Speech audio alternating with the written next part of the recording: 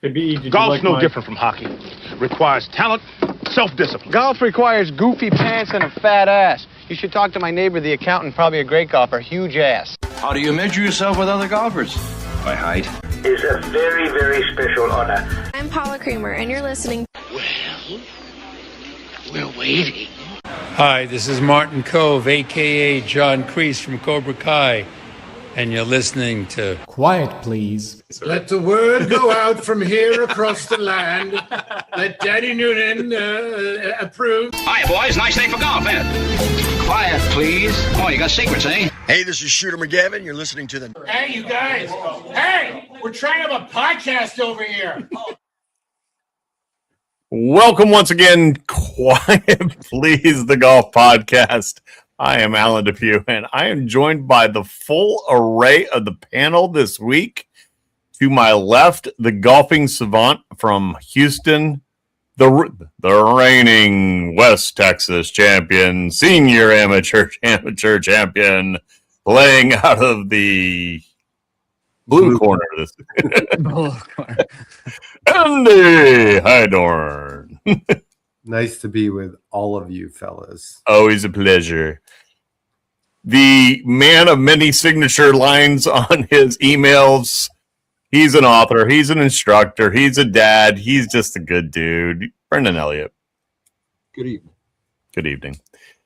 I'm not sure I want to know why, but Boston, if you're watching our live stream, Boston Bob is wearing a hard hat. So Boston Bourbon Bob and his hard hat. He's just a working man guy. I think it's going to be a hard-hitting affair tonight, so I'm ready for it. Love it. And I always save him to last because he's the prettiest. and his wedding's coming up soon, and I'm looking forward to that. Christian Amos. Wedding's coming up very soon. You're going to get the yips. From the Twin Cities tonight. So, Minneapolis, Minnesota. Welcome, everybody. Lots of things to talk about. Golf's new playoff, the FedEx Cup's conclusion, Solheim picks. We're going to throw some live in. We were having a lively debate before we hit go live. And we might need to chime in on just the top stories that might be happening and affecting the golf world. Just a little bit. So, BE... Yes. FedEx. Two of us, and I will admit, I was one of them. Bobby was the other. We said Scotty was not going to get it done. I may be wrong. Well, if he hadn't put his foot in his mouth. But Nobody? No, like I'm with you 100%. That's a good one. People don't know that that's what he had last week. No, he kept it pretty quiet, but I looked it up like so many of us probably did afterwards to see exactly what it was, and it does not sound pleasant. Blisters on hands and feet and your throat. So for those of you that don't know, I'm in the dark on this one. Scotty had foot and mouth disease. Yeah, hand, foot, mouth. Yeah. He had mad cow? Yeah. Yep. Oh, still putting up those unbelievable numbers that he put up this week, and that was when he was probably 40%, I'd say. Yeah. Okay. Now I get your joke, BE, and now it's funny. Okay, let's cut and start over. Yeah, Scotty was not Scotty this week. In the first round, it kind of struck me funny because he was coming in on fire, right? So when he shot, what did he shoot, 72 the first round? I was like, what's going on here? Is this guy so up and down this year that this is what we got to get used to? And then it comes out on Sunday, like he kept it in until Sunday. And he almost seems like that guy, the opposite of most professional golfers that'll come up with excuses. The guy has no excuses, right? Zero excuses. Well played there, Brendan. Just a casual, oh yeah, I've got blisters inside my throat and on my hands, but that's all. Yeah, I did my work. I did my loosening up in the jail cell. No big deal. No big deal. No, but nobody really did know about that. No. And apparently, and he's saying it now, but it's brutal. He said his hands hurt so bad to grip a club. That's pretty rough. And if anybody's a real Scotty follower, they know that's his thing. That's his thing that he's always doing is working on how his hands are placed on the club. So you take that away from him, it's got to play with his head. I think it was more impressive that we didn't see a WD come from him with how bad it was this week. If I'm being honest, he fought through the pain. Agreed. And I thought it was very impressive that after the news came out that we didn't see a WD from him. That's a great point. So, well, about his hands, because obviously your hands are on the club. Yeah. But I've always been struck by sometimes when you don't feel well, you play better. You just True. You know, that whole scenario that happens. It's happened to me. It's happened to a lot of people. You don't. I don't know if it's the same as feeling like you got the flu or something, but Michael Jordan. Yeah, right. So they posed the question. Here's the question I have. They posed the question to Rory. I think it was after the third round. Player of the year. And then he pretty much said hands down Scotty, and then he went, well, maybe Wyndham's can have an argument made for him. Yeah. Let's go around the horn, Andy. No, I never even considered Wyndham until this week. But you start putting up the numbers against each other. Scotty's season is still, to me, it's amazing. The number of top 10s that he has and the number of top 25s, it's just ridiculous how consistent his season was. But if Wyndham wins this week, it's no easy decision, I don't think. Christian? Well, Scotty has 17 top 25s this season. He's pouring in another handful top 5s, top 10s, especially in majors. Couple wins under his belt. If Wyndham wins this week, I think it's a lock that Wyndham wins Player of the Year, in my opinion. I don't think you could discredit him. He's had a phenomenal season that any guy would wish to dream of having on tour. The issue that I have is that if this was Scotty's, if the resumes were flopped, it would be a no-brainer, obviously, because of the name.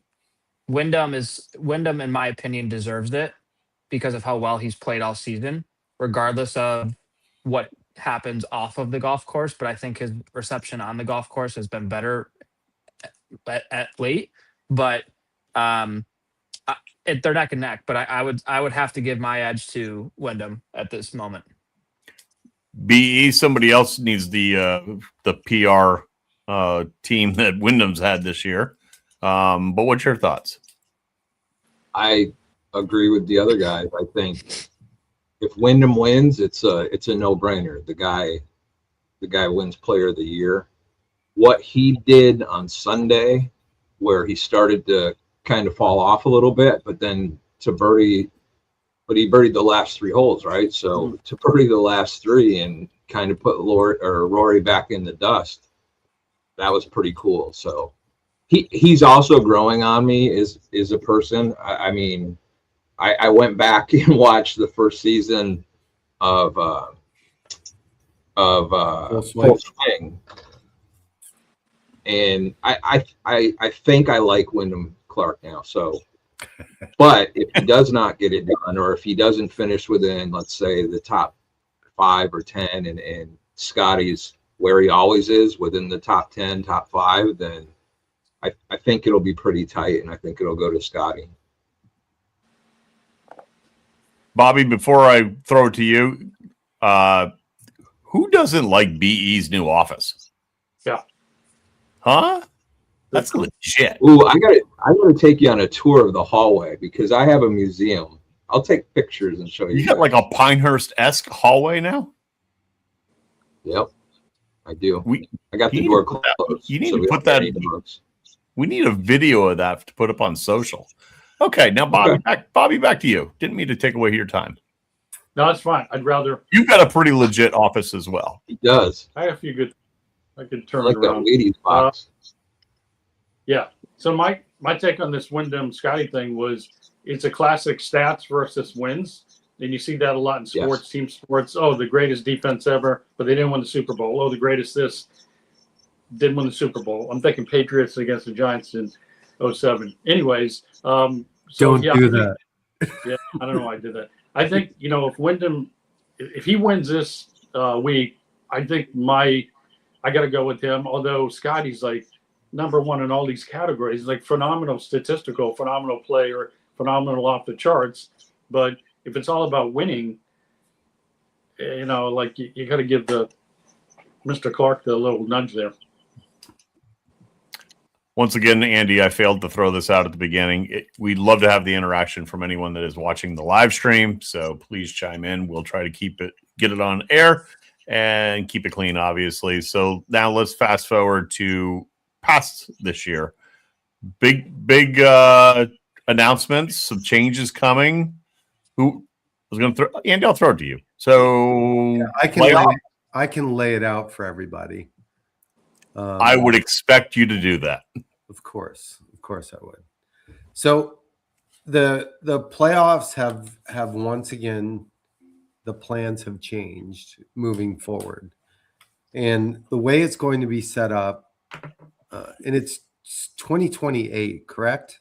Yes. Right. Yes. Will be the first year for this. So the way it's going to work is that the final 72-hole event of the season will be played with 90 players. There's going to be a 90-player field, and there will be a crowning of the regular season champ after that event. And I think that's something that has kind of not been part of the way that the playoffs have worked. It's kind of just evolved into the playoffs before they quote unquote crowned a champ.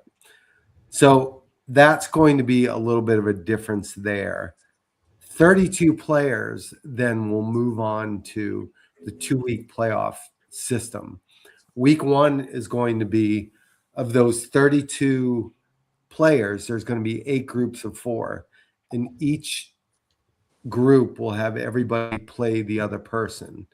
And there's going to be 2 players from each group. So 2 of the 4 players will then move on to the next final week of the playoffs. And if there's a tie, there's going to be playoff, sudden death playoff to see who moves on. But when they get to the finals, the last week, it's going to be 16 players in just a basic match play bracket. So it's going to start at 16. It's going to be 8 players eliminated after the first round, 4 players eliminated after the second, 2 after the third, and the final 2 left standing are going to fight it out for the Tour Championship or the winner of the PGA Tour playoffs.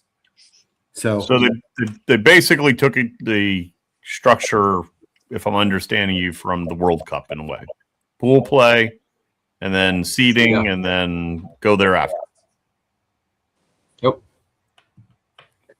Christian, thoughts? I love the new format, if I'm being honest. I'm a huge match play lover, so I think it's the best format in golf. I think you have to it changes the way you play, obviously, and how aggressive you want to be and so forth. I think it has advantage to a lot of guys right now on tour that are tough to beat one-on-one. Like we just mentioned, Scotty. I think it's going to be very hard to beat Scotty or Rory for that matter in a match play event. But I think it's good for what the tour is doing. And I'm very excited to see how that unfolds here in 28. BE? Didn't somebody in this group, AD, kind of have a very similar scenario put together for the playoffs? Was it similar to this? I think it was. But I think that people are going to fall in love with the match play. Us golf nerds, we all love that. It used to be, and Bob can speak to this as a historian of the group, match play used to be the format that was used, early in the professional game. And I just think going back to that, and also splitting the regular season and crowning a champ then versus doing it was just awkward the last few years, right? Like, so you're crowning the Tour champion, the winner of the Tour championship, and then the FedEx Cup winner.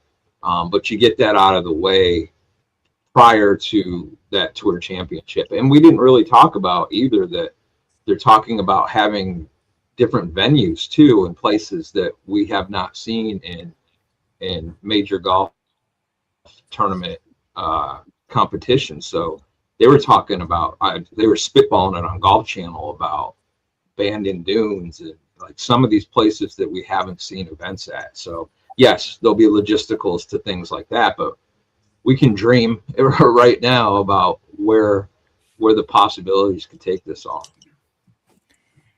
And by the way, a tip of the cap. Yes, I appreciate the acknowledgement on the format, and I still have an Olympic format. If they would let anybody, would like to jump on board that, thank you very much. Boston Bob, throw some history at us. Well, so how about short-term recency? Dell Match Play, Austin in Texas, they had that going on for years. I hope that Match Play sticks around. The PGA Championship was Match Play till about 46, 47. The little trivia thing was Dolphins were in a second the last year in Match Play, then he won it the next year in Stroke Play. So the Match Play is great. People play Match Play all over the place. I hope that they get. I think the one thing going for this is if it's a final 30, at least you get some names. At least there's some star power. And versus the regular Dell Match Play gets 64-1, and the executive is always going to freak out. Oh my God! If Tiger loses, what are we going to do? That's actually that one Dell Match Play when Scotty Scheffler really started to play well. He really distinguished himself. I think he won that year, and it was like now he's on the scene. But I think the tour. I was happy to see the tour do something, anything. It was getting so boring, this other Stroke Play thing. I hope that people embrace the Match Play. I just wonder after 2 or 3 years if they don't have an exciting. What if somebody won 7-6 or something, or 9-8? That's the only caveat that's going to be a little crazy. But I'm glad they're doing something different. I think it's interesting. Brian Rolapp comes from the NFL. They steal from the Premier League to have the two divisions of the tour, and now they've got the soccer, and they've got that thing. So what's he going to steal from next? I have one more quick thing on this. You know, one of the big criticisms in the past has been, and Bob, you just mentioned it, the 64 versus 1, right? There's not 64 players anymore. It's going to be 32 players. And my four-ball partner, Mike Padilla, is good buddies with Kevin Sutherland. Yeah. And Kevin Sutherland won the Match Play one year, and it sent everybody into a tizzy because, you know, why should this guy be winning the Match Play? And there's much less of a chance of something like that happening with the top 32 players as opposed to the top 64. So I think that's another bit of insurance that it's going to be a little bit more appealing to both the sponsors and the fans. I think they should do something where each player has to pay $20,000 for a mulligan, and the money goes to charity. Yeah, great idea. Now we're getting into live territory there. You're rivaling Brendan's opening comedy comment there. I would like to ask. By the way, I would love to know what the television coverage ratings were on the Dell versus a normal John Deere Classic. Not to pick on the John Deere because I love actually that event, but I always loved watching the Match Play. I didn't need to go full screen. I didn't need to go full screen. That was literally the end of what I was going to say. You didn't. I think when the Dell was a thing, though, it was, at least in my opinion, it was one of my favorite events to watch, personally. And it's just, again, it's a different style of golf. It's like you have a different mindset. We've all played Match Play on the show. Like, I love playing Match Play, personally, as opposed to Stroke. But it was one of my favorite events, and Dell put on a phenomenal event every single year, in my opinion. And Austin Country Club was such a great venue for those guys. I mean, there was risk, reward, birdies, eagles. Great golf course. Driving par fours. Over the water. Yeah, it was great. in the longer that time went on using Austin Country Club, we started to recognize what holes are out there. Right. What? Yeah. And we all know how important that is, right? When Events and venues. And understanding, you know, hey, they're going to play the 16th hole next, and it's going to be that little par 3 that abuts the canyon, and there's just so much value that gets added when you start to recognize where they're at and what they're playing. And you see the bridge in the background. Yeah, it's cool. I just thought of two things. So when Bobby was talking about 64 knocking off a 1, how many sports fans love when we get to March for NCAA, right? So this whole bracket idea, like who's going to be the Richmond Spiders of the PGA Tour knocking off Scotty, or since betting's become a massive thing, and I don't bet, and Christian doesn't bet. We don't believe in betting here at Quiet Please, but since betting has become such a big thing, this bracket thing, I think this could really, really take off. And I got a question for the rest of you while I'm thinking about that. Do you tune into any of the PGA Tour shows where they do the betting and they watch the coverage as they're talking about lines and stuff? Anybody watch that? I don't watch that, but I read read Keith Stewart's Read the Line. Yeah. And it's amazing how, not that they're right all the time, but close. they're in the ballpark all the time, because it's amazing how much habit is part of players' ability to perform at certain events and venues. Like it's amazing how much that plays into their ability to have a good week or not. So thumbs up, thumbs down on the new proposal. Oh yeah, I agree. We'll give it a shot. Some other news regarding the commissioner making some statements, and then BE, I think you mentioned this earlier in our text thread about the press conference and what have you. Comments, thoughts? Well, he had two things that I thought were interesting. So Rory is not going to hit his minimum of events played, and I think the number's 15. And he actually spoke on that. Someone asked, and he spoke on it, and they said they're trying to figure out how they're going to handle that. Look, I love Rory as much as the next guy, but you can't let guys get away. There has to be consequence to, if you set a standard and that standard isn't met, there has to be something. So that was one. And then the other thing was he was asked about the good Callaway ad too. And it's not just something, and we'll probably go into this deeper here in a second. It's not just something from a creator or from a group of creators. Good has crossed that threshold into major part of the golf ecosystem, and they're hosting a fall event in the fall series. So, you could get away with some stuff if you're not in that world, the corporate world. But once you are, you really have to be smart and strategic about how you handle your business and what you say and do. So this would probably be an appropriate time to just throw this one up here. Andy? Don't be that company. Yeah. I mean, we need to talk about this. I need to say this. We do not condone any kind of violence towards any human being whatsoever. Thank you very much. No, we do not. And I think this whole situation, for those of you that don't know where you've been, number one. Number two,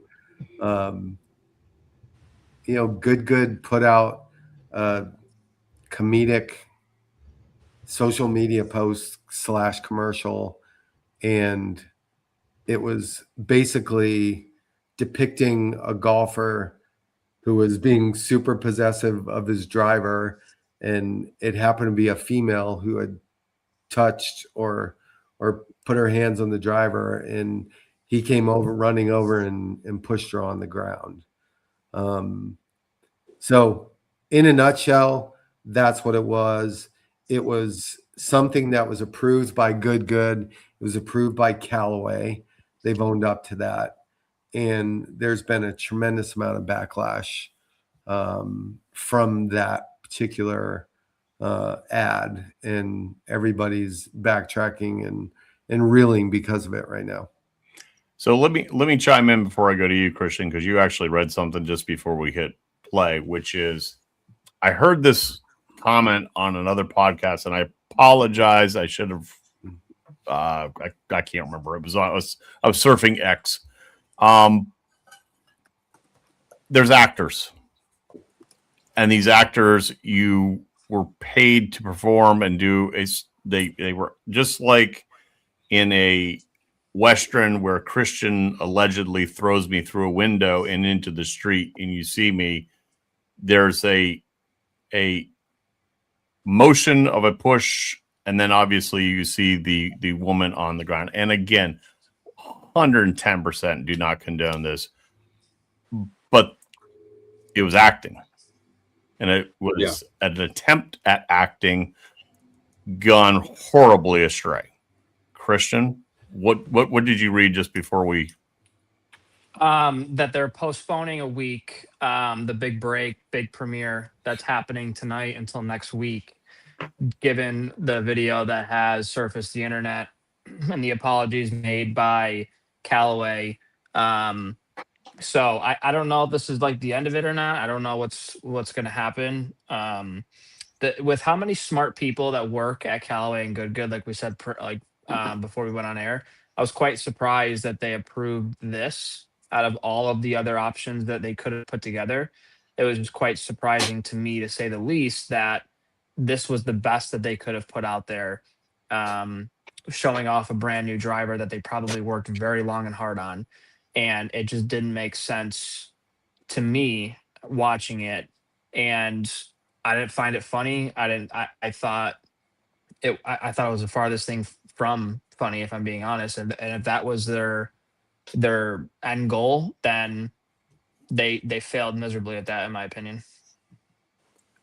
Bobby, I just thought it was a bad commercial. Yeah, I thought it was a stupid commercial. I mean, I read what happened, and I'm like, well, that's not good. And then I go searching, and I see the clip, and I just thought, you've got a great product, I suppose. What happened to Ely Callaway going, it's the Andy, you work for the company. Like, have they, like, why don't they say what they used to say about, hey, it's the most, what was it? The most forgiving driver. What was that line? I'm blanking. Demonstrably superior, pleasingly different was their line. Yeah, that was, so I just thought, I don't know. I would expect more from these good guys from the creative side. I thought it was stupid. I really did. The acting part, it's just people, the optics, the way we're in right now, they're going to look at this strictly one way, and you're going to get hammered, rightfully so in this case. I've been around the corporate thing, so is Andy. Some people out there listening, somehow in a pecking list or somewhere on the org chart, somebody up here was okay with it, and somebody down here, or maybe more people said, I don't know about that. But if this guy or lady said, oh, it's okay, then whoever down here said, I don't know about that. I can see somebody losing their job over this thing, because if the trickle-down effect is loss of sales, loss of branding, awareness, and there's going to be, people will get over this at some point, but there's going to be a period of time where those guys suck, and I'm not buying from that company. It does trickle down B, doesn't it? And it probably is going to be somebody down below that's going to get the hatchet. And I do want to say this, though. Like, I'm a fan of Garrett Clark and Good. And, everybody makes mistakes, right? And I think the bigger mistake was them not quickly apologizing and owning up to it. They seemed kind of defensive right out of the gate. But this will pass, right? And you can't take one bad situation from a whole body of work. So I hope, while I don't condone at all, I just hope that this can be something, a speed bump in the success that they've had. I'll end it by saying that I think that there is going to be some repercussions coming from Too Good. I mean, I'm going to give the example B that you just gave with Rory. Like, you can't just honor Rory because he's Rory McIlroy and he's fell short.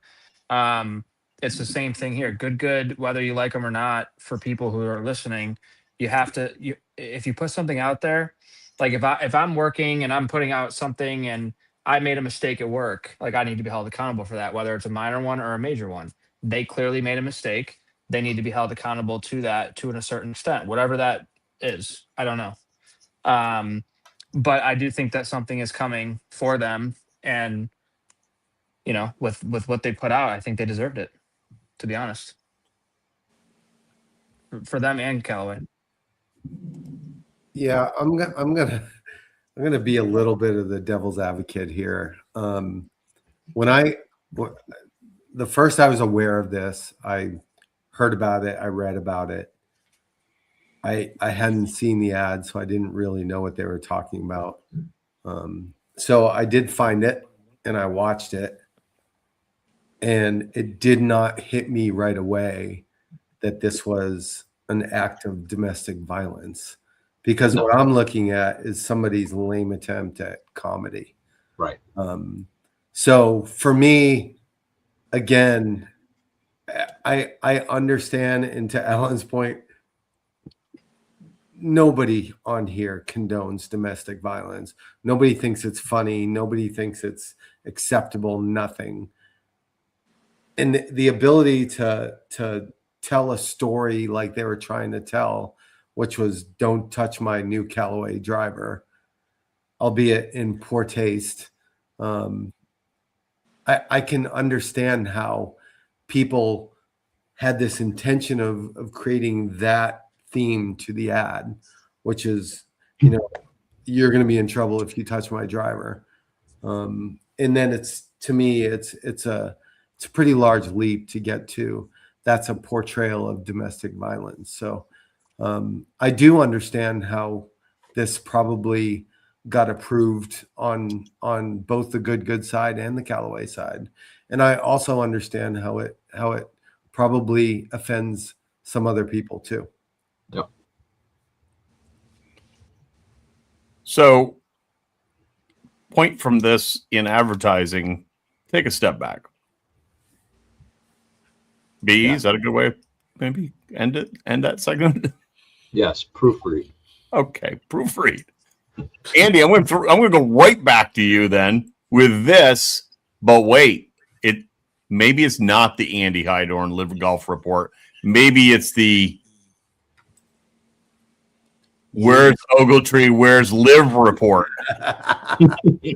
We got a new banner.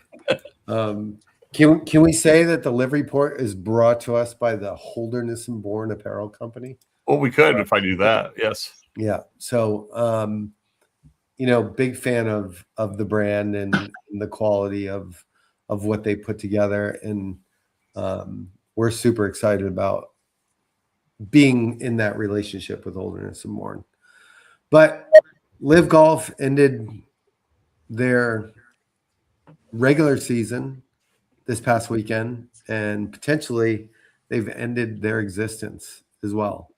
And I think it's kind of interesting. Christian pointed it out that the final winner of the Live event was Michael Lasasso, who can tend to be looked at as a bit of a cocky guy.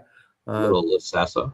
Yeah, he's a little sassy, which is what they call him on this Own Your Golf Game social account. But anyway, he's kind of representative of what Live is, right? He's brash.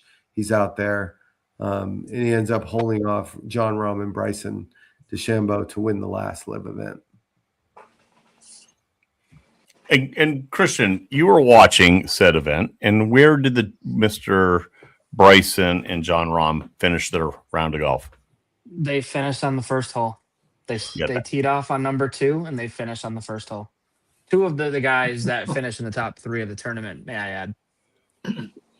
I watched a lot of Live. Truthfully speaking, like I was flying home from Syracuse back to Charlotte after my fiance's bridal shower, and I was watching it because there was nothing else to do on the plane. And I immediately turned it on. I heard Morgan Wallen being blasted over a speaker, and the song was Cowgirl, and it was literally these guys are playing like I'm playing on a Saturday with some of my guys and like just having fun. It was just awful to watch. The broadcast itself was even worse. Listening to these commentators like David Faraday and whoever else they have that are breathing heavily into their microphone, chewing on chips, whatever else the case is, Live never took off, and it never will. And the golf course setup, there was no fans there really. It was just like it was really quite hilarious to me, if I'm being honest with you. And it was just like I think the guys are just mentally checked out. You looked at like some of the top names. Look at Terrell Hatton after the tournament was over. His team won. He couldn't wait to get out of there. Yeah, I mean, he actually said he needed to catch a flight. How about his walk-up song? Yeah. Did you guys get that? Break free or something. Like Queen, it's time to break free. Yeah. Yeah, it's just like when you watch, like for That's me perfect. personally, I have a big problem with professional golfers that throw clubs, that bang clubs, that just look like a child on a golf course. And I immediately point to Bryson and John Rahm from Live, and Terrell Hatton as well, because they have all had attitudes. Probably John Rahm more than all of the other two that I mentioned. But I was on number 8, or what was it, 18, I think it was, and Bryson misses a putt. He slams the putter into the green, and he's like throwing this big old fit about how the putt doesn't break, and he's like, "Are you kidding me?" Like screaming into his like the nearby microphone, and he won't stop talking about it. John Rahm the next hole is kicking his club, throwing his club, and he literally screamed at the top of his lungs on number 1 after he missed a putt for par to eventually lose the tournament. And then going back to Lasasso, like Andy mentioned, he's just a cocky, arrogant guy. I don't know him, but like you're walking around with no buttons on your shirt, your chains out, you're taking your hat off, like waving your hair all around, chewing your mouth or chewing gum with your mouth open.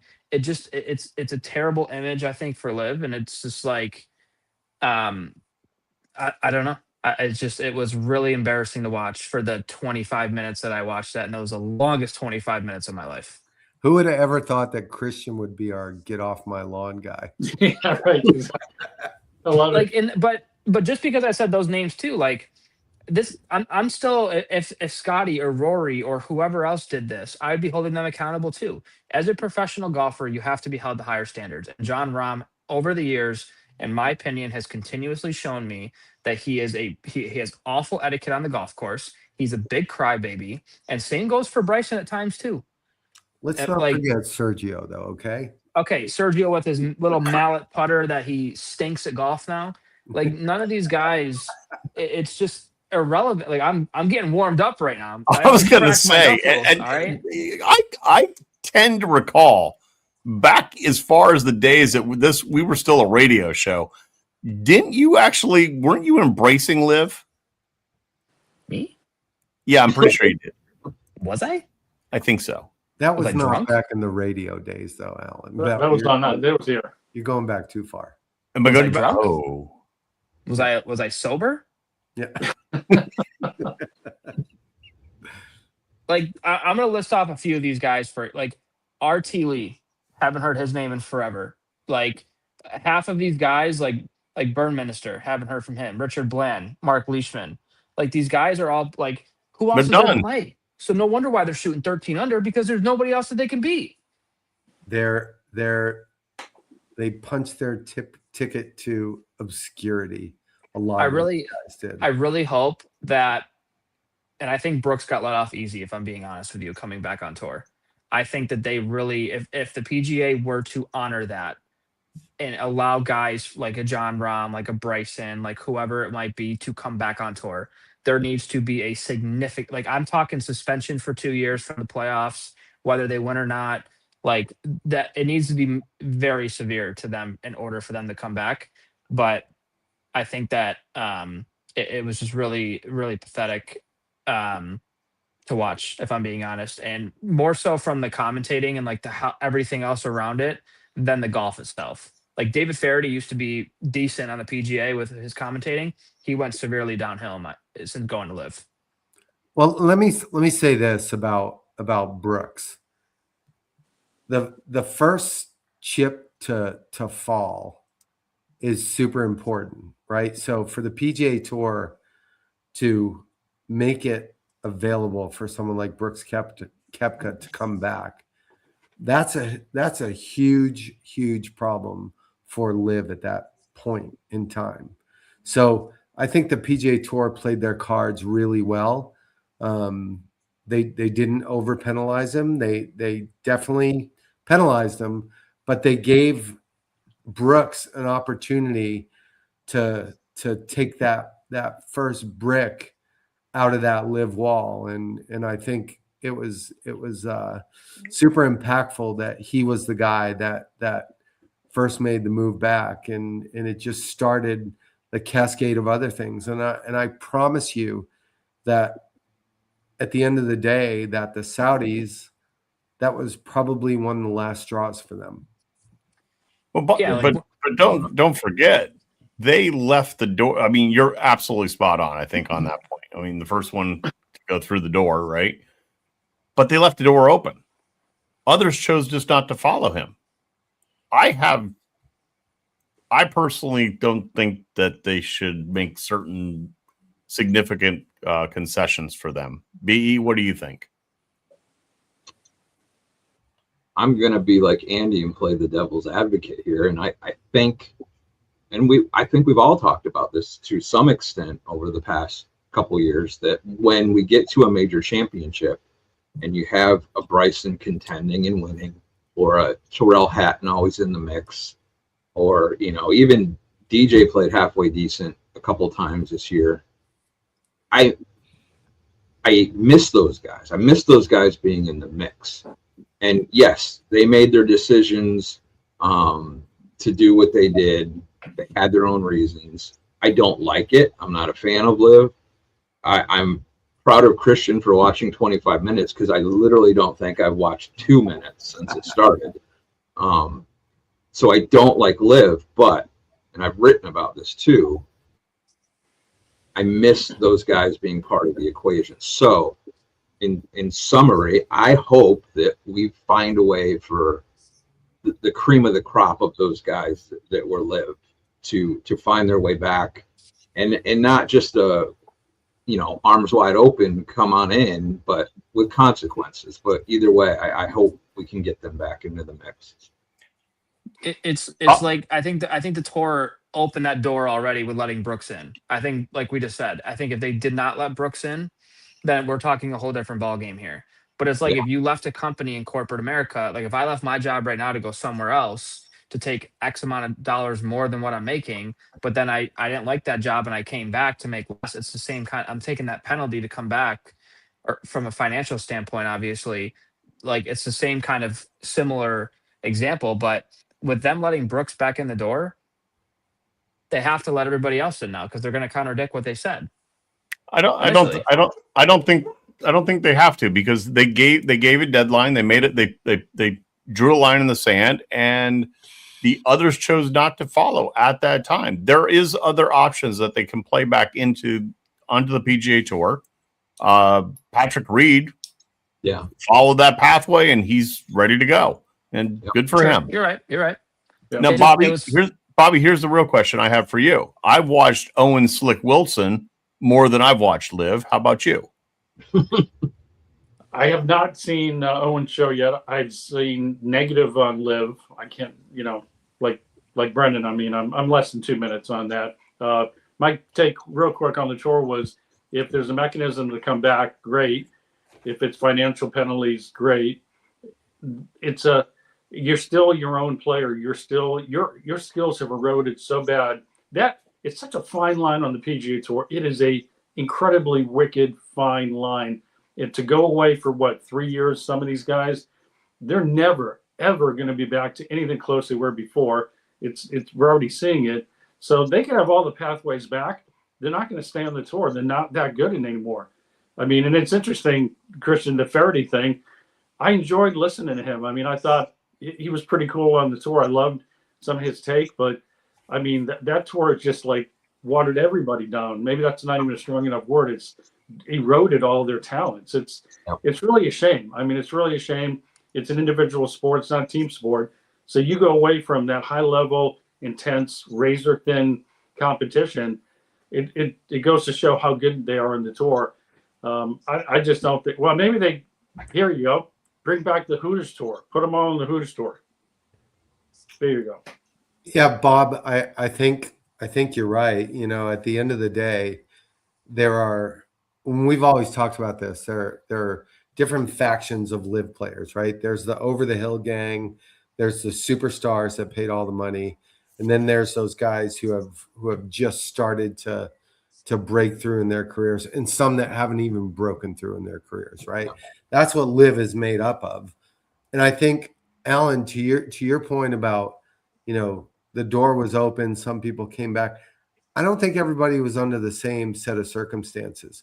There were some contracts that were up, other contracts that were still live and valid. So I don't think it's as simple as just making the choice and the decision to go. Well, I agree with the segmentation of the players. I mean, who is there? Who's left? Three guys?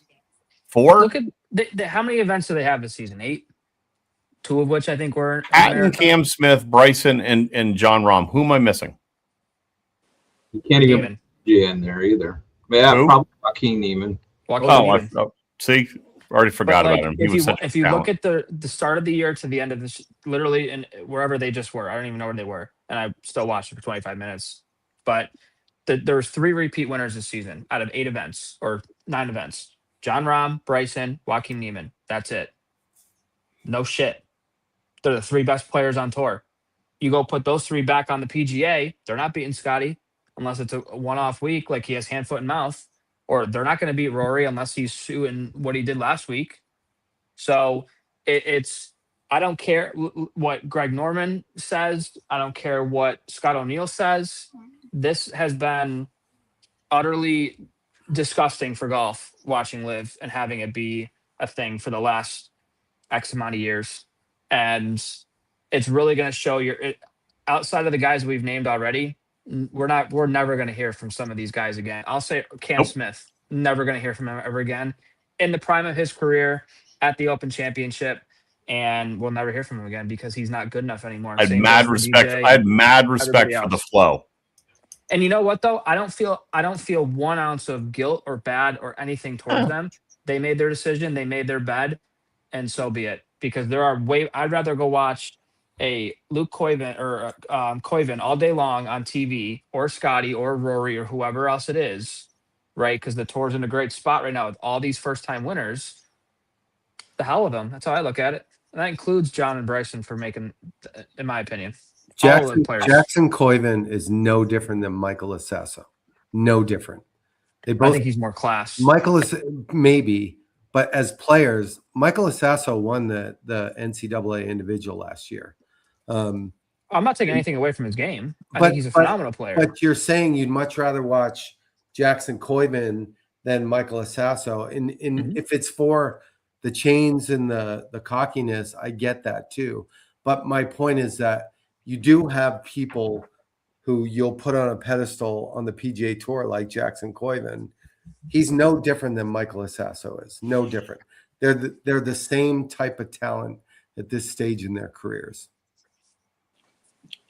We got to shift because we got about only 5 minutes to jump in on this. Bobby, we know that you had the preeminent ladies LPGA event that was held in the state of Kentucky this year, but there is other events going on in Kentucky with women, correct? Maybe, yeah. No, but we had the big one. Yeah, we're the big, yeah. Solheim Cup. Well, yeah, coming up in a few weeks in the Netherlands, Solheim Cup. We were honored to have. I'm thinking Valhalla. That's I'm off 2 years. Yeah, that's all right. It's going to be out there. I'm bringing us back. Okay, appreciate it. Thank you. So yeah, in a few weeks, we got. I think it's September 14th. Anyways, we're trying to get Angela on the show. She's got a packed schedule. She's traveling. But anyways, Captain Angela Stanford was with us at the Woodford Club for the LPGA Legends event we had. I think, she's a really remarkable player, really still very, very good player.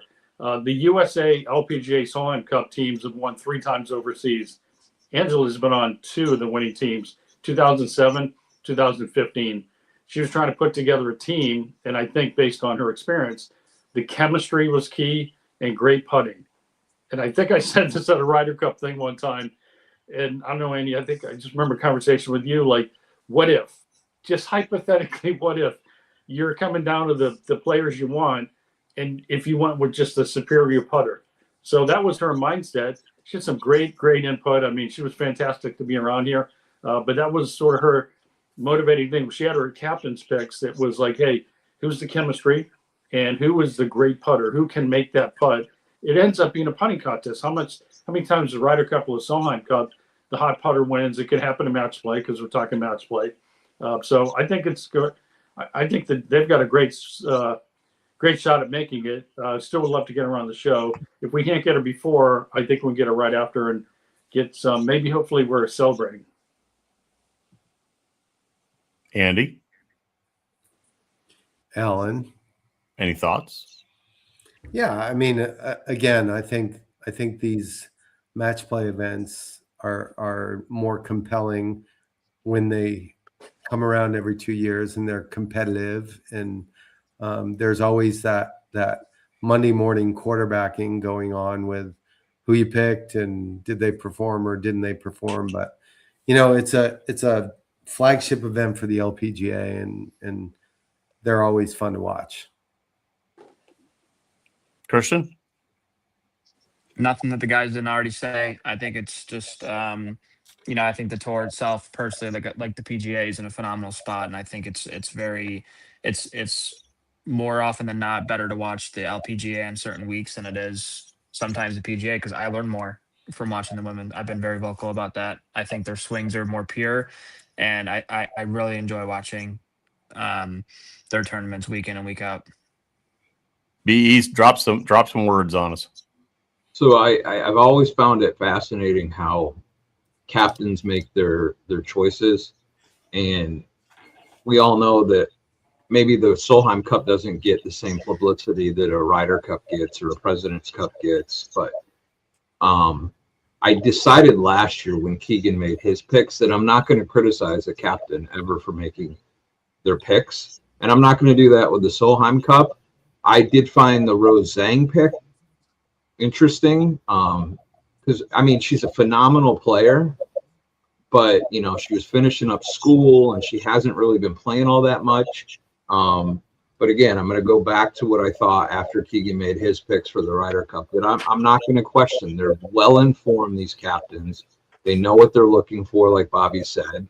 They're looking for certain components to fill out the team. So I hope that the girls do well against Europe, and just like every year, I'm excited to watch any of these team matches.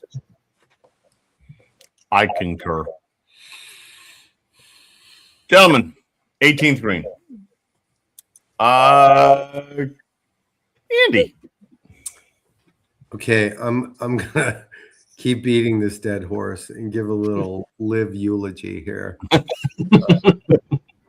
And I think the conversation has been really good, not just today, but as this whole thing has played itself out.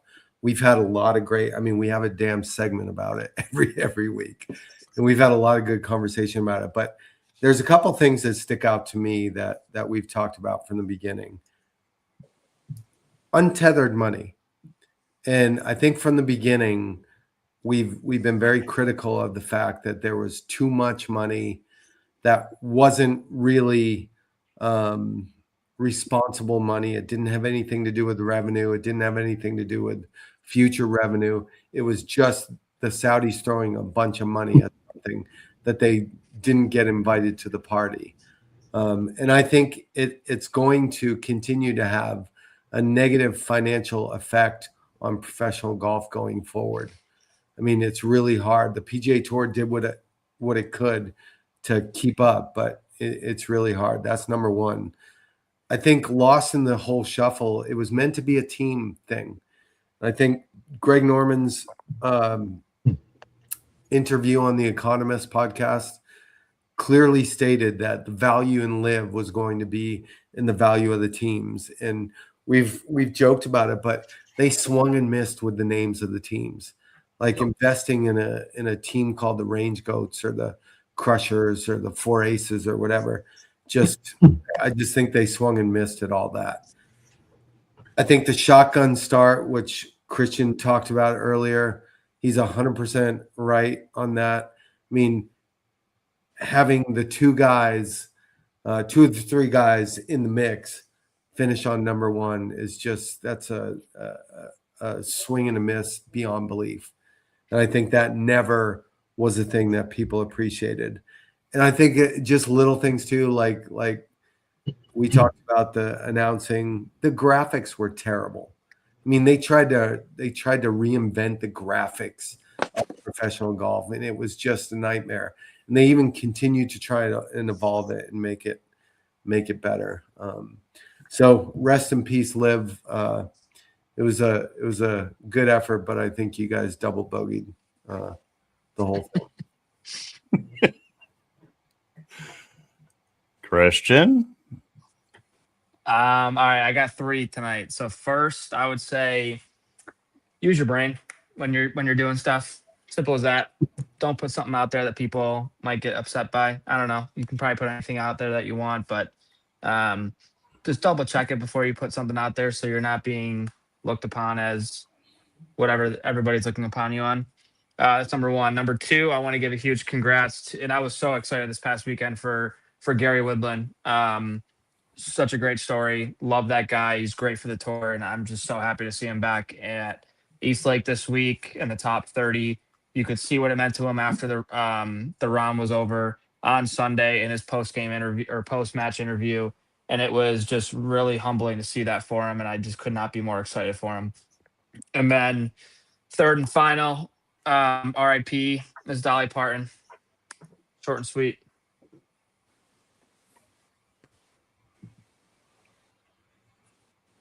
Brandon?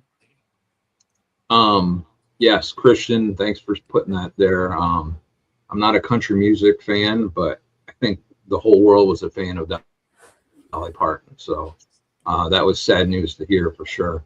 I want to close with 2 things. I've been very impressed with Brian Rolapp since he came into the fold for the tour.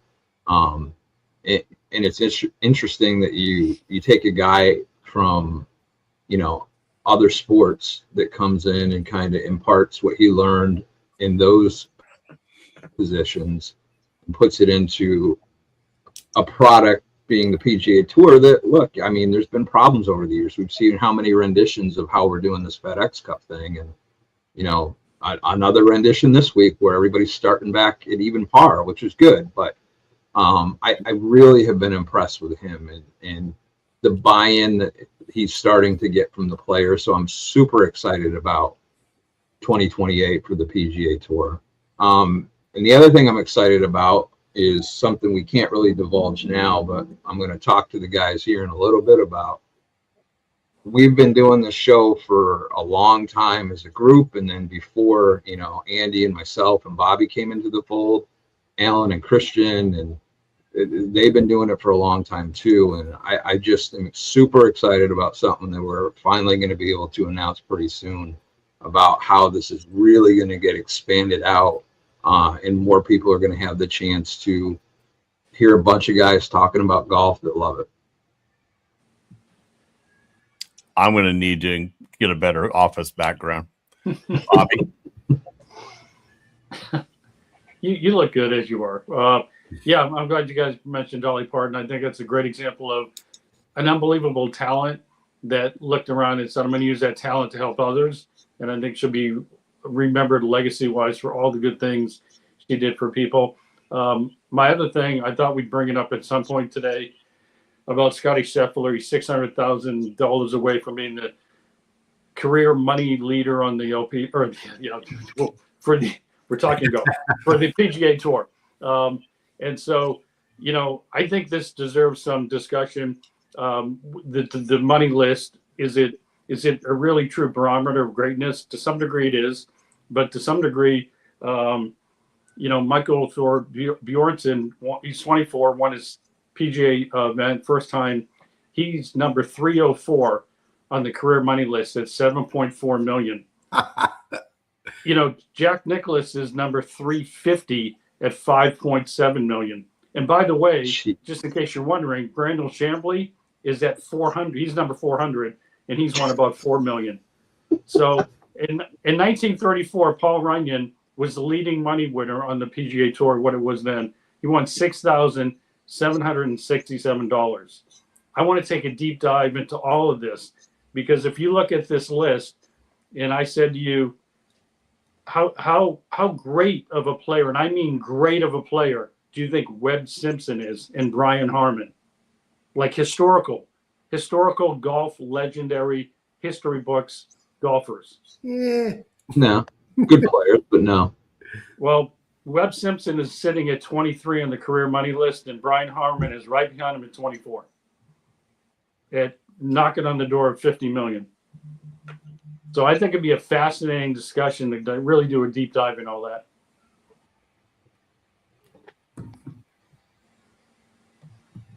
That's my tip.